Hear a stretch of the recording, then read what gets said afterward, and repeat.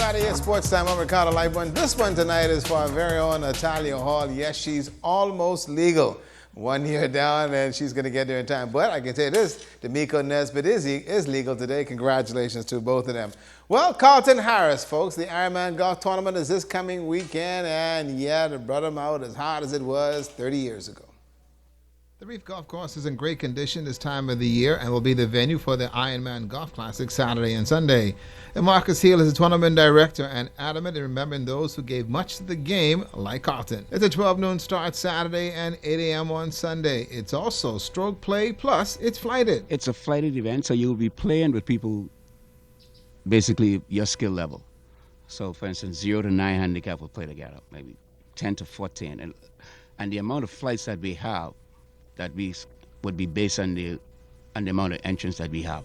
So if we have a large amount of entrants, then we would have to do more flights, but it'll be based on your handicap range.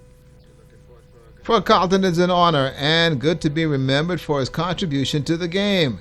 This is really an honor to me. What we called, I never played golf for those things. I played golf and I enjoyed my golf. So all this now, particularly at this age and my condition, this is sort of the icing on the cake. I'm very grateful that I'm being remembered, and I'm very glad to be lending my support to something like this. And as I said, I have played golf and I enjoyed my golfing, and I never played but for the sport. If not for his bad knees, he said he would be out there beating out some fellas. I backed it up with my clubs. I always backed up whatever I said with my clubs. You see, I had 14 clubs in my bag, and I could use all 14 clubs. The tournament is coordinated by the Grand Bahama Golf Association and also sanctioned by the Bahamas Golf Federation.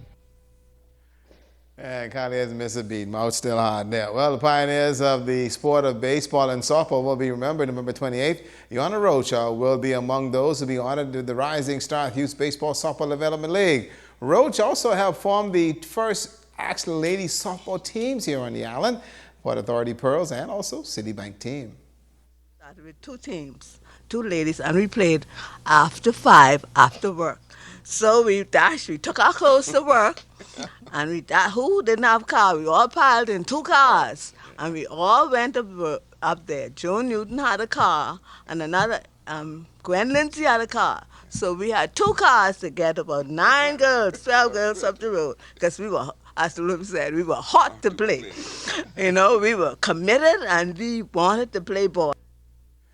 Well, the Honor says that her days are pretty good as far as the passion. She says they had lots of it for softball. Ladies would eat, sleep, and drink softball practice, she says. Rain or shine, they were there.